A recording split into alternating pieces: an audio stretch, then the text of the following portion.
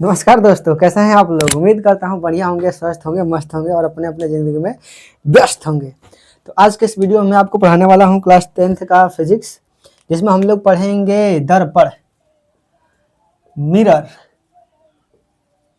Mirror यानी कि दर्पण क्या होता है समझिएगा बढ़िया से। दर्पण किसे कहते हैं, क्या होता है, कितने प्रकार के दर्पण होते हैं। बेसिकली हमारे सिलेबस में 2 ही प्रकार का दर्पण है। हमारे क्लास 10th में 2 ही प्रकार का सिलेबस है। मतलब 2 ही प्रकार का दर्पण है, सिलेबस नहीं है भाई, कुछ भी बोलता रहता हूँ मैं भी। देखो, एक तो होता है प्लेन मिरर। प्लेन मिरर कैसे बनाया जाता है, पहले हम लोग बात करेंगे दर्पण की। दर्पण क्या होता है, जैसे कोई भी पारदर्शी कांच है। कांच माने कांच मतलब अमरूद कांच पागल नहीं, कांच शीशा, शीशा, हाँ ये कोई भी शीशा है। अगर मैं उसके किसी एक पृष्ठ को पारदर्शी शीशा ले लूँ, वो चाहे हो सकता है कि गोलीय है या हो सकता है कि समतल हो, दोनों में से कोई भी हो सकता है। तो अगर मैं किसी गोलीय पृष्ठ को काट के और उसके एक भाग को कलई कर दूं, तो उससे भी एक दर्पण प्राप्त होगा। या मैं किसी एक समतल कांच के, पारदर्शी कांच के किसी एक पृष्ठ को कलई कर दूं, तो भी एक दर्पण बन जाएगा। यानी कि कहने का तात्पर्य यह है कि मैं दर्पण 2 तरीके से बना सकता हूँ। एक तो गोलीय कांच से, किससे, गोलीय कांच से, किससे, गोलीय कांच से। तो अगर मैं किसी गोलीय कांच से दर्पण बना रहा हूं ना, तो ऐसे दर्पण को बोलेंगे गोलीय दर्पण। गोलीय दर्पण, ठीक है ना। अगर मैं किसी दर्पण को समतल कांच से बना रहा हूं, किससे, समतल कांच से, तो ऐसे दर्पण को बोलेंगे समतल दर्पण। आई बात समझ में। गोलीय कांच से, अगर मान लो गोलीय कांच कैसा होता है, मान लो ये कोई गोलाकार गोला है, गोलीय कांच है, स्फेरिकल है।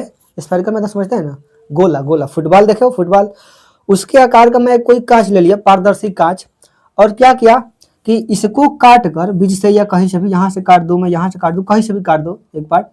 अगर मैं यहाँ से इसको मान लो काट दूं, तो काटने के बाद ये एक हिस्सा प्राप्त होगा कुछ ऐसे। इसका मैं फिगर यहाँ बना रहा हूँ, देखो कुछ ऐसे ये प्राप्त होगा, कटोरे के साइज का, दिख रहा है ना, फिला रहा है ये समझ लो गोला कांच है, और मैं इसको बीच से फाड़ दिया, तो ये एक अर्ध कटोरे के आकार का बनेगा कांच।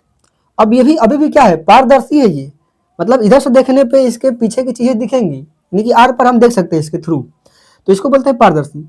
लेकिन अगर मैं किसी एक पृष्ठ को इसको कलई कर दूं, जैसे ऊपरी वाले पृष्ठ को मैं क्या कर दूं, कलई कर दूं, पेंट कर दूं, क्या कर दूं मैं, पेंट। तो जैसे इसको पेंट कर देंगे तो अब ये कांच दर्पण बन जाएगा। क्या बन जाएगा, ये दर्पण। हो सकता है कि एक बार तो मैं तो बाहरी से कर दिया ना, ऐसा भी तो हो सकता है कि मैं अंदर से कलई कर दूं इसको। तो अगर मैं इसको अंदर से कलई कर देगा, मान दो ऐसा ऐसा है ये, और इसको मैं अंदर से कलई कर दूं, थोड़ा और बढ़िया बना दूं, ऐसा है, लो इसको इस बार मैं अंदर वाले भाग को क्या कर दूं, पेंट कर दूं, तब इस बार ये वाला पृष्ठ हो जाएगा परावर्तक पृष्ठ। अब ऐसा दर्पण भी, ये भी क्या है, ये भी गोलीय दर्पण ही है। अब इन दोनों का अलग अलग नाम होगा, ठीक है। अगर ऐसे ही मैं किसी समतल पृष्ठ से, समतल कांच ले लूं, ऐसे ऐसे कोई समतल कांच है, प्लेन है ये, ठीक है, और पारदर्शी है, और अगर मैं किसी एक पृष्ठ को, इसके किसी एक पृष्ठ को, मान लो ये हमारा हाथ है, कांच है, पारदर्शी कांच है, तो इधर से देखने पे उधर भी दिख रहा है, यानी कि ये पारदर्शी है फिलहाल। लेकिन जैसे ही मैं इसको किसी एक पृष्ठ को, या तो इधर वाला या तो इधर वाला, पेंट कर दूंगा, तो क्या होगा, अब ये दर्पण बन जाएगा, यानी कि हम अपना चेहरा इस शीशे में देख पाएंगे, इस दर्पण में देख पाएंगे, ठीक है ना। तो दर्पण कैसे बनाया जाता है, दर्पण बनाने का तरीका क्या है कि किसी भी हम पारदर्शी कांच को, चाहे वो गोलीय हो चाहे समतल हो, उसके किसी एक पृष्ठ को कलई कर दे तो वो बन जाता है दर्पण। अब हम दर्पण का नाम देखेंगे, कौन कौन से दर्पण होते हैं। बेसिकली दर्पण 2 प्रकार के होते हैं, एक होता है गोलीय दर्पण और एक होता है समतल दर्पण। गोलीय दर्पण कितने प्रकार के होते हैं, सॉरी समतल दर्पण कितने प्रकार के होते हैं, 2 प्रकार के। कौन कौन से, एक होता है गोलीय दर्पण और एक होता है समतल दर्पण। नाम लिखेंगे इसको, आए समझ में। गोलीय दर्पण कैसे बनता है, किसी गोले कांच को काट के किसी एक पृष्ठ को कलई कर देंगे, तो उससे प्राप्त जो दर्पण प्राप्त होता है उसे क्या बोलते हैं, गोलीय दर्पण। और समतल दर्पण किसे कहते हैं, ऐसा दर्पण जो समतल कांच से बना होता है, समतल पारदर्शी कांच से बना होता है, किसी एक पृष्ठ को कलई कर देंगे तो ये समतल दर्पण बन जाएगा। इसके अलावा भी और बढ़िया इंटरेस्टिंग डेफिनेशन बताऊंगा, बढ़िया डेफिनेशन, शॉर्ट एकदम एकदम एक लाइन का डेफिनेशन बताऊंगा, बस आपको धैर्य रखना है, बढ़िया बढ़िया चीजें मिलेंगी इस वीडियो में, ठीक है, कोई दिक्कत। तो दर्पण बेसिकली हमें कितना पढ़ लिया, दर्पण कितने प्रकार के होते हैं, 2 प्रकार के। कौन कौन से, एक होता है गोलीय दर्पण इंग्लिश में बोलते हैं इसको स्फेरिकल मिरर, स्फेरिकल मिरर। और एक होता है समतल दर्पण, समतल दर्पण यानी कि प्लेन मिरर। आई बात समझ में। दर्पण कितने प्रकार के होते हैं? 2 प्रकार के, समतल दर्पण और गोलीय दर्पण। अब गोलीय दर्पण भी 2 प्रकार के होते हैं। कितने प्रकार के होते हैं अभी बताया ना। जैसे गोलीय दर्पण बनता कैसे है? ये कोई गोलीय कांच है और इसको मैं काट दूं तो काटने के बाद ये इस तरीके से कुछ हिस्सा बनेगा ऐसे, ठीक है, ऐसे समझो। ये 2D में बना रहा हूं मैं, 3D में नहीं बनाऊंगा, 2D इमेज है ये, ठीक है ना। तो अगर मैं इसके ऊपरी वाले भाग को, बाहरी वाले पृष्ठ को कलई कर दूं तो ये बन जाएगा हमारा अवतल दर्पण। ये जो दर्पण बनेगा इसका नाम क्या होगा? अवतल दर्पण। अगर मैं इसके अंदर वाले भाग को कलई कर दूं, ऐसा कलई कर दूं, कुछ ऐसे अंदर से कलई कर दूं तो ये एक दर्पण बन जाएगा अलग प्रकार का। इसका नाम हो जाएगा उत्तल दर्पण, उत्तल दर्पण। आई बात समझ में। यानी कि गोलीय दर्पण भी 2 प्रकार का होता है। कौन कौन सा? उत्तल दर्पण और अवतल दर्पण, उत्तल दर्पण और अवतल दर्पण। और समतल दर्पण तो पता ही है। समतल दर्पण क्या होता है? किसी भी प्लेन मिरर को अगर मैं एक तरफ से कलई कर दूं, सॉरी प्लेन कांच को, कोई प्लेन कांच है उसके किसी एक पृष्ठ को कलई कर दूं तो ये बन जाएगा हमारा समतल दर्पण। आई बात समझ में। तो अब इसका डेफिनेशन कैसे लिखेंगे? गोलीय दर्पण अगर कोई पूछेगा गोलीय दर्पण किसे कहते हैं तो क्या बोलेंगे? ध्यान से देखो, गोलीय दर्पण में इन दोनों ही दर्पणों का परावर्तक पृष्ठ क्या है? गोलीय है। आइए बस समझ में ना। यानी कि इसका भी गोलीय है, कर्व टाइप का है, और इसका भी कर्व टाइप का है। तो यहाँ से हम इसको डिफाइन कर सकते हैं कि ऐसा दर्पण, गोलीय दर्पण की परिभाषा क्या होगा? ऐसा दर्पण जिसका परावर्तक पृष्ठ गोलीय हो उसको गोलीय दर्पण कहते हैं। बहुत सिंपल है। और समतल दर्पण किसे कहते हैं? ऐसा दर्पण जिसका परावर्तक पृष्ठ समतल हो उसे समतल दर्पण कहते हैं। आप देखो, वीडियो पॉज करके डेफिनेशन लिख लो। हर एक पॉइंट को मैं बोर्ड पे नहीं लिख सकता, ये मुमकिन नहीं है, क्योंकि वीडियो बहुत लंबा हो जाता है, अपलोड करने में मुझे दिक्कत होती है। इसलिए वीडियो को पॉज करके जो भी डेफिनेशन बोल रहा हूँ उसको लिख लेना ही आपका समझदारी होगा, ठीक है। आपका भी टाइम बचेगा, मेरा भी टाइम बचेगा, ठीक। अब इसके अलावा एक डेफिनेशन और है। अगर कोई पूछेगा कि गोलीय दर्पण किसे कहते हैं, तो ऐसा दर्पण जिसके द्वारा किसी भी वस्तु का प्रतिबिंब या तो काल्पनिक बनता है या तो आभासी बनता है। अच्छा देखो, गोलीय दर्पण में अभी इसके जब इमेज पढ़ेंगे ना तो ये हम देखेंगे, लेकिन अभी डेफिनेशन इसको थोड़ा क्या बोलते हैं उसको, थोड़ा दिमाग घुमाने वाला, मतलब थोड़ा यूनिक लेवल का डेफिनेशन लिखो ना। डेफिनेशन इसका और तरीका यूनिक क्या हो जाएगा? गोलीय दर्पण जो होता है ना, किसी भी वस्तु का प्रतिबिंब जो होता है वो आभासी भी बनाते हैं और वास्तविक भी बनाते हैं। यानी कि काल्पनिक भी प्रतिबिंब बनता है इसके द्वारा और रियल भी बनता है, इमेजिनरी भी और रियल भी बनता है।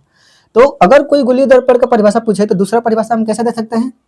ऐसा दर्पण जिसके द्वारा किसी भी वस्तु का प्रतिबिंब या तो आभासी बनता है या तो वास्तविक बनता है, उसे हम गोलीय दर्पण कहते हैं।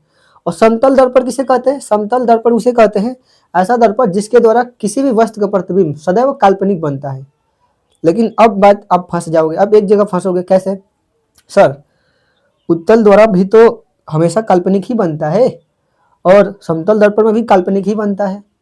तो और थोड़ा इसको मॉडिफाई कर लो, इसको ऐसा दर्पण जिसके द्वारा किसी भी वस्तु का प्रतिबिंब सदैव काल्पनिक बनता है तथा वस्तु के बराबर बनता है। अगर ये थोड़ा सा ऐड कर दे तो इसका डेफिनेशन बढ़िया बन जाएगा। अदरवाइज इसके द्वारा भी हमेशा काल्पनिक ही बनता है और इसके द्वारा भी हमेशा काल्पनिक ही बनता है। तो इसके द्वारा काल्पनिक भी बनता है लेकिन वस्तु के बराबर बनता है, लेकिन इसके द्वारा वस्तु का काल्पनिक भी बनता है प्रतिबिंब और इससे छोटा बनता है, ठीक है ना, बराबर नहीं बनता है, छोटा ही बनता है। तो इसलिए मैं इसमें ऐड कर दूंगा एक शब्द कि ऐसा दर्पण जिसके द्वारा किसी भी वस्तु का प्रतिबिंब सदैव सदैव काल्पनिक, सीधा भी ऐड कर सकते हैं, तथा वस्तु के बराबर बनता है, उसको क्या बोलते हैं? समतल दर्पण। और उत्तल दर्पण किसे कहते हैं? ऐसा दर्पण जिसके द्वारा किसी भी वस्तु का प्रतिबिंब सदैव सीधा, वस्तु से छोटा तथा आभासी बनता है।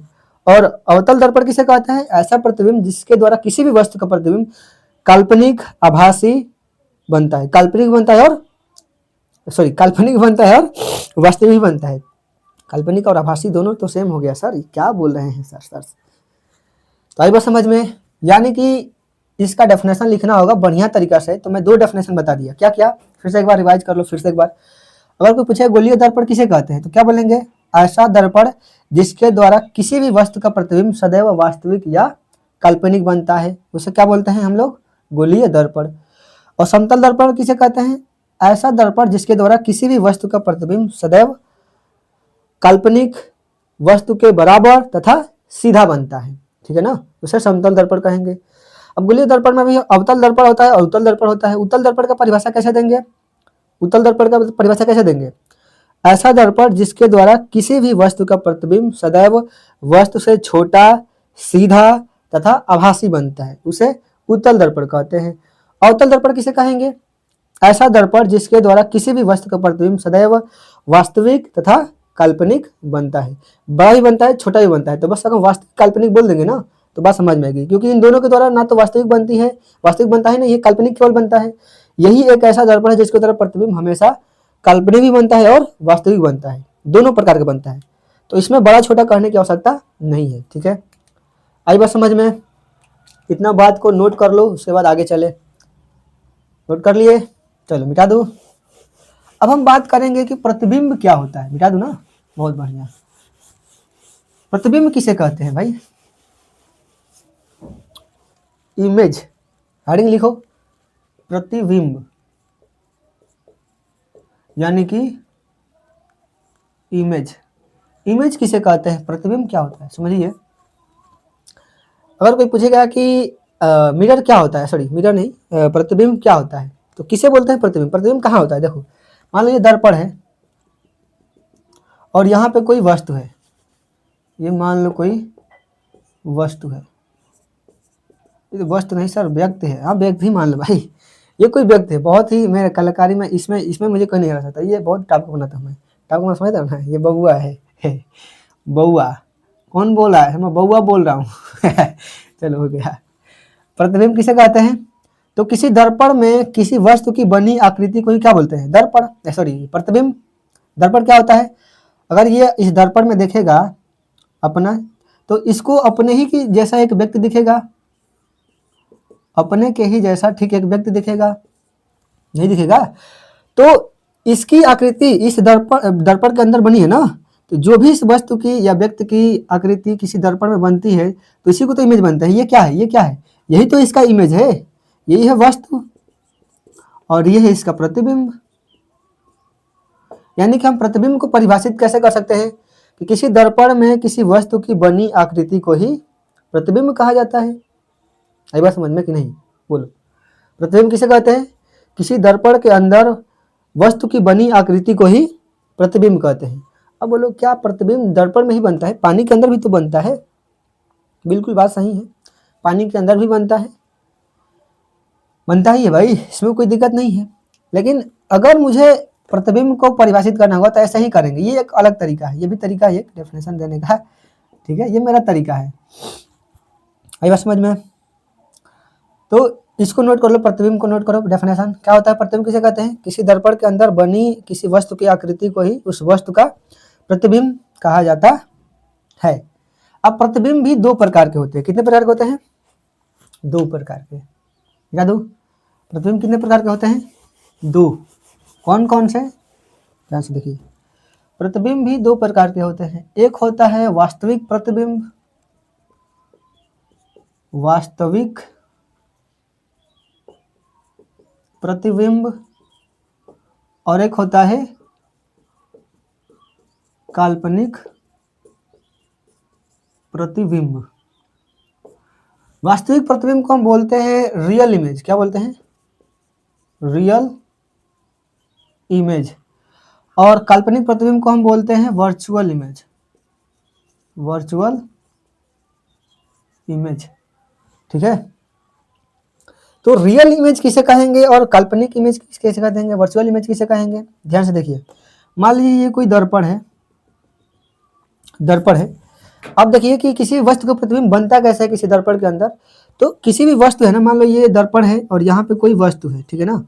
तो अगर इसका प्रतिबिंब मुझे बनाना है इस दर्पण द्वारा ना, तो प्रतिबिंब बनाने का एक फिनोमिना होता है। क्या होता है कि कम से कम हम इस वस्तु से दो प्रकाश को भेजे दर्पण की तरफ, और वो दोनों दर्पण से टकराने के बाद जिस बिंदु पे मिलेंगी या मिलते हुए प्रतीत होंगी, उसी बिंदु पे इस वस्तु का प्रतिबिंब बनता है। क्या फिनोमिना क्या होता है वस्तु का प्रतिबिंब बनने का? कम से कम हम जिस वस्तु का प्रतिबिंब बनाना है ना, मान लो इस वस्तु का प्रतिबिंब बनाना है, तो इस वस्तु से हम कम से कम 2 किरण भेजेंगे, कहाँ पे, दर्पण पे, और वो दोनों किरण दर्पण से परावर्तित होके जिस बिंदु पे मिलेंगी या मिलते हुए प्रतीत होंगी उसी बिंदु पे इसका प्रतिबिंब बनेगा। आई बात समझ में? यानी कि अगर मुझे इसका प्रतिबिंब बनाना है तो मैं ऐसे भेजूंगा, एक प्रकाश को सीधा भेज दिया, ये ऐसा चला जाएगा, नॉर्मल इंसिडेंट है तो उसी पथ पर वापस चला जाएगा। आई यहाँ पे क्या है, इंसिडेंट एंगल 0 है, तो रिफ्लेक्टेड एंगल भी क्या होगा, 0 होगा, यानी कि आपतन कोण 0 है तो परावर्तन कोण भी क्या होगा, 0। परावर्तन के नियम से कोण आई बराबर क्या होता है, कोण आर। यानी कि जिस जिस पाथ पे ये किरण जाएगी उसी पाथ पर लौट आएगी। और एक किरण को मैं ऐसे भेज दिया, ये चली गई ऐसे, यहाँ पे एक नॉर्मल बना लिया मैं ऐसे, ये है इंसिडेंट एंगल और ये है रिफ्लेक्टेड एंगल, यानी कि जितने एंगल पे आएगी उतने ही एंगल पर रिफ्लेक्ट हो जाएगी। अगर इस प्रकाश को कोई व्यक्ति यहाँ से देखेगा तो क्या ये प्रकाश इसको यहाँ से जाता हुआ प्रतीत होगा, नहीं। प्रकाश तो इमेजिन करता है, आँख सीधा आती है, लेकिन आँख के लिए प्रकाश कैसा होगा, सीधा लाइन पे जाता होगा। यानी कि अगर मैं इसको थोड़ा और बना दूं बढ़िया से भाई,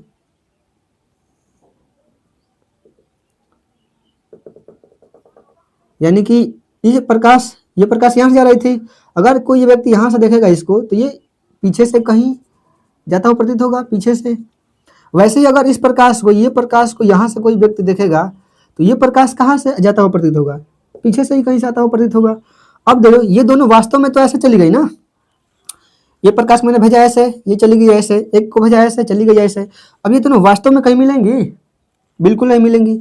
यानी कि अगर इनको पीछे की तरफ मिलाया जाए तो इस पॉइंट पे जाते हुए प्रतीत होंगी, इस पॉइंट से ये दोनों जाते हुए प्रतीत होंगी। यानी कि इस वस्तु का इमेज कहाँ बनेगा, यहाँ पे बनेगा, इस पॉइंट पे, यही क्या होगा, इसका इमेज। अब जो प्रतिबिंब वास्तविक और काल्पनिक कैसे होता है, ये वास्तविक है काल्पनिक है, पहले बताओ। ये वस्तु का प्रतिबिंब, इस वस्तु का प्रतिबिंब ये जो बना है, ये वास्तविक है काल्पनिक, खुद ही सोच के बताओ। काल्पनिक है, कैसे भाई, क्योंकि ये दोनों प्रकाश वास्तव में थोड़ी मिल रही है यहाँ पे। वास्तविक प्रतिबिंब कब बनेगा, जब किसी दर्पण से टकरा के जब 2 किरण दर्पण से टकरा के वास्तव में किसी बिंदु पे मिल रही है ना, वास्तव में यहाँ पे वास्तव में मिल रही है, नहीं मिल रही है, ये तो मिलती हुई प्रतीत हो रही है, वास्तव में तो ये ऐसा जा रही है ना। वास्तव में कैसे जा रही है, ऐसे, एक जा रहा है ऐसे और दूसरा जा रहा है ऐसे, यानी कि ये दोनों वास्तव में तो नहीं मिल रही है, यानी कि इसका प्रतिबिंब वास्तविक हो ही नहीं सकता, ये आभासी रूप से मिली है ना। यानी कि यहाँ पे जो प्रतिबिंब बना है ये कैसा बना है, काल्पनिक। यानी कि वास्तविक प्रतिबिंब किसे कहेंगे, यदि दर्पण से टकराने के बाद किसी वस्तु से चलने वाली प्रकाश किरण किसी दर्पण से टकराने के बाद वास्तव में किसी बिंदु पे मिल रही है तो वहां पे उस वस्तु का वास्तविक प्रतिबिंब बनता है, बस ये बात याद रखना है। और काल्पनिक प्रतिबिंब किसे कहते हैं, यदि किसी वस्तु से चलने वाली प्रकाश किरण दर्पण से टकराने के बाद वास्तव में किसी बिंदु पे ना मिले बल्कि मिलती हुई प्रतीत हो तो वहां पे उस वस्तु का काल्पनिक प्रतिबिंब बनता है। आई बात समझ में? तो ऐसा हम डिफाइन कर सकते हैं वास्तविक प्रतिबिंब और काल्पनिक प्रतिबिंब को। नोट करो इसको, फटाफट नोट कर लीजिए। वास्तविक प्रतिबिंब क्या होता है, जहां पे 2 किरण वास्तव में मिलती हैं वहां वास्तविक प्रतिबिंब बनता है। और काल्पनिक प्रतिबिंब क्या होता है, जहां पे 2 किरण मिलती हुई प्रतीत होती है वहां काल्पनिक प्रतिबिंब बनता है। नोट कर लीजिए, यहाँ तक फटाफट नोट कीजिए, इसके बाद नेक्स्ट टॉपिक चले। हो गया, मिटा दूं?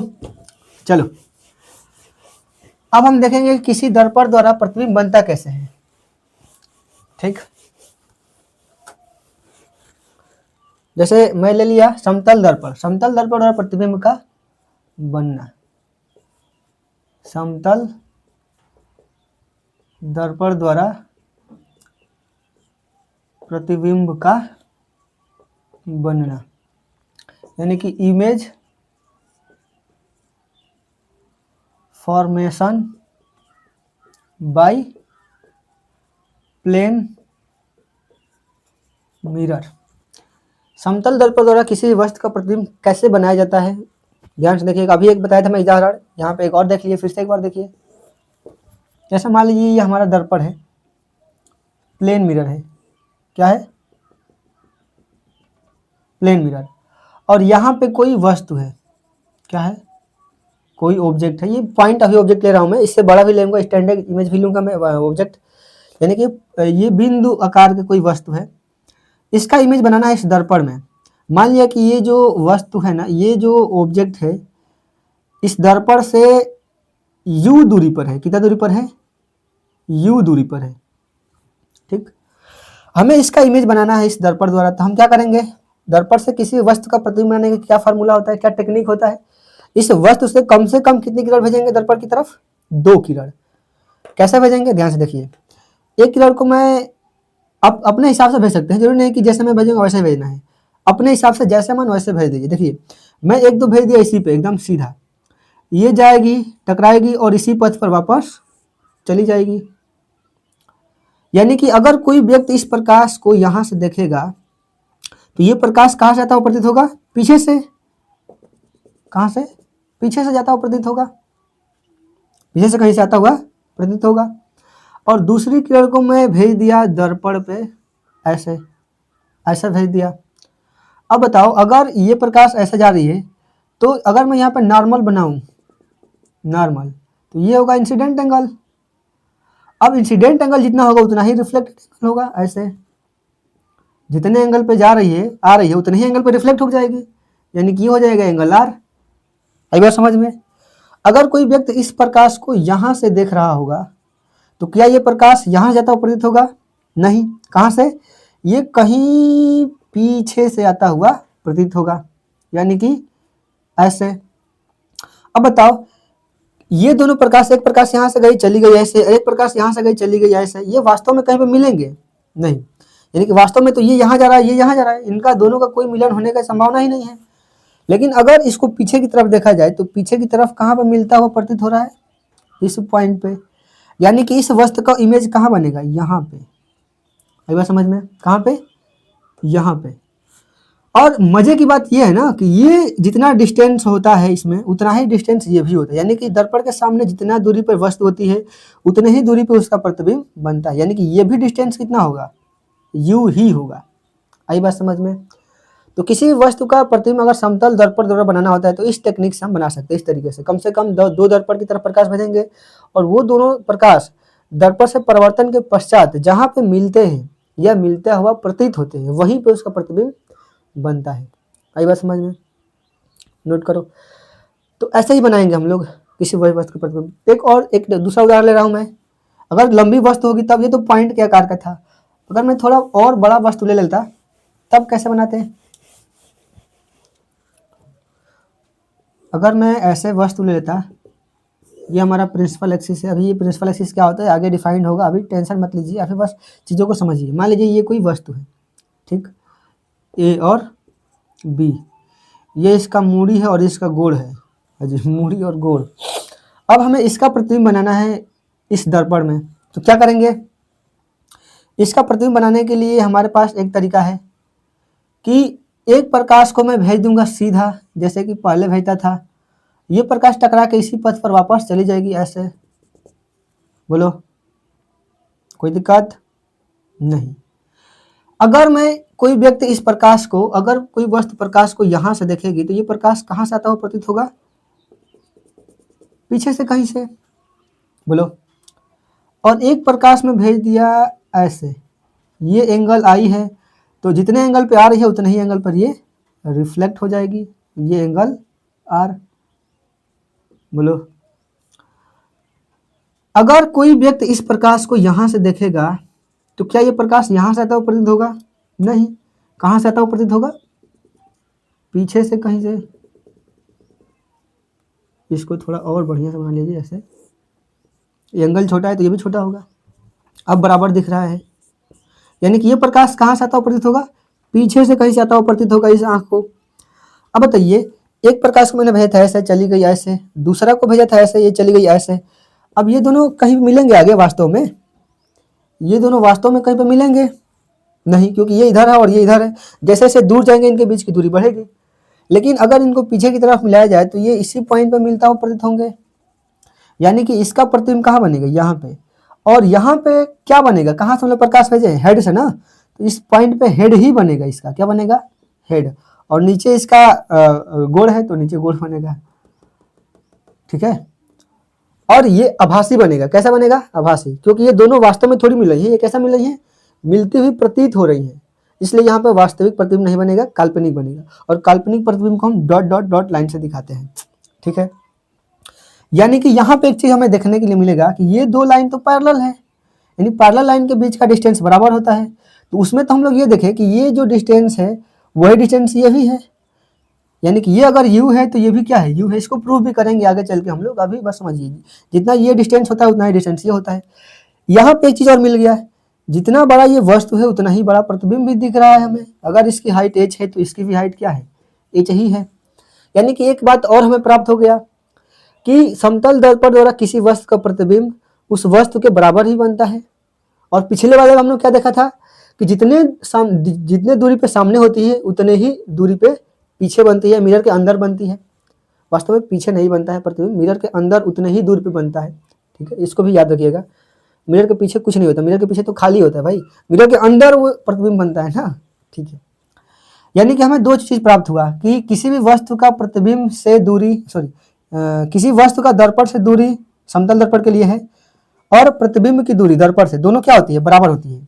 यानी कि समतल दर्पण से वस्तु की दूरी और समतल दर्पण से उस वस्तु की प्रतिबिंब की दूरी दोनों क्या होती है, बराबर होती है। दूसरी बात हमने इसमें क्या सीखा कि जितना बड़ा वस्तु होगा उतना ही बड़ा इसका प्रतिबिंब भी होगा। आई बात समझ में? यानी कि वस्तु की हाइट और प्रतिबिंब की हाइट दोनों की हाइट क्या होगी, बराबर होगी। आई बात समझ में? अब आज हम अलग अलग शेप साइज के वस्तुओं को प्रतिबिंब कैसे बनाते हैं हम लोग उसको देखते हैं। बेटा दो हमें दो चीज पता हो गया कि जितना दूरी पे सामने वस्तु होगी उतनी ही दूरी पे अंदर दर्पण के अंदर उसकी प्रतिबिंब बनेगा, और जितना बड़ा वस्तु होगी उतनी ही बड़ा उसका प्रतिबिंब बनेगा। मिटा दो। चलो अब हम डिफरेंट ऑब्जेक्ट का हम इमेज बनाना चाहेंगे इसमें। जैसे मान लो यहाँ पे कोई वस्तु है, दर्पण है, और कुछ वस्तु ऐसे है इसमें, इस बार यहाँ पे वस्तु है। ठीक है, हमें इसका इमेज बनाना है। कैसे बनाएंगे? अभी हम लोग देखा कि दर्पण से जितने दूरी पे वस्तु होती है उतने ही दूरी पे उसका प्रतिबिंब बनता है दर्पण के अंदर। यानी कि अगर मैं इसकी बात करूं तो ये दर्पण से मान लो कि ये कुछ डिस्टेंस पे है, x डिस्टेंस पे है, यानी कि इसका प्रतिबिंब दर्पण से उतनी ही दूरी पर बनेगा यहाँ पे। और ये यहाँ से दर्पण से ये देखो, ये वाली b का दूरी क्या है, इससे ज़्यादा है। ये मान लो कि y डिस्टेंस है, तो इतनी ही दूरी पर इसका प्रतिबिंब बनेगा यहाँ पे। जहाँ पे ये है उसी के लाइन में बनेगा। जैसे मान लो ये हेड है ना, और हेड का इस परपेंडिकुलर, इस दर्पण के परपेंडिकुलर एक लाइन डालेंगे तो इसका जो लाइन है ना, इसका जो हेड है इसी लाइन में पड़ेगा, जहाँ पे ये वस्तु है ना उसी लाइन में ये पड़ेगा। यानी कि इसका इमेज यही बनेगा, इस लाइन में ही बनेगा। दोनों का लाइन ज्वाइनिंग सेम होगा, ऐसा नहीं कि यहाँ बन जाएगा। ठीक है, यानी कि दर्पण से जितना हाइट पे ये होगा उतना ही हाइट पे ये बनेगा इसका इमेज। ठीक है, और ये यहाँ पे है तो यहाँ पे ये y हो गया, ये x हो गया। अब इन दोनों को मिला दो, यानी कि इसका इमेज कुछ ऐसे बनेगा इस दर्पण के अंदर। ये बात समझ में? इस वस्तु का प्रतिबिंब इस दर्पण में कैसे बनेगा, ऐसे बनेगा। देखो ये वाला पॉइंट नजदीक है ना इससे, और ये वाला पॉइंट दूर है इससे, तो मिरर भी तो ऐसे ही बनेगा, दर्पण भी तो ऐसे बनेगा, प्रतिबिंब भी तो ऐसा ही बनेगा इसके अंदर। इससे दर्पण से दूर होगा ये वाला पॉइंट तो दूर बनाया हूं मैं, और ये वाला पॉइंट दर्पण से नजदीक होगा तो नजदीक बनाया हूं मैं। तो ऐसे इसका इमेज बनेगा। ये बात समझ में? एक और उदाहरण बता रहा हूँ, एक और उदाहरण। अगर मैं यहाँ पे एक L साइज का ले रहा हूँ, कोई वस्तु ऐसे है, L है, A B C, इसके अंदर कैसा इमेज बनेगा सोच के बताओ। देखो ये C पॉइंट दर्पण से नजदीक है और B पॉइंट इससे थोड़ा दूर है, और इसी के जस्ट ऊपर है ये A। यानी कि इसका पहले पॉइंट बनाओ, इस पॉइंट का यहाँ से कितना दूरी पर है, x दूरी पर मान लो, तो x दूरी पर ही क्या बनेगा, ये पॉइंट C बनेगा। अब मान लो कि C से और B के बीच की दूरी जो है वो है y, यानी कि इससे y दूरी पर ही क्या बनेगा, B बनेगा, B का इमेज। और इसके जस्ट परपेंडिकुलर है ऊपर, ये मान लो कि Z है, तो इससे Z डिस्टेंस पे क्या बनेगा, ये पॉइंट A। परपेंडिकुलर है तो ये ऊपर है ना, तो ये भी ऊपर ही बनेगा। ठीक है, यानी कि इसका इमेज इसके अंदर कैसे बनेगा, ऐसा बनेगा। ठीक है, C यहाँ पे होगा, B यहाँ पे होगा और A यहाँ पे होगा। आई बात समझ में? बोलो। एक और सवाल ले रहा हूँ, एक और ऐसे ही मिटा दो इसको।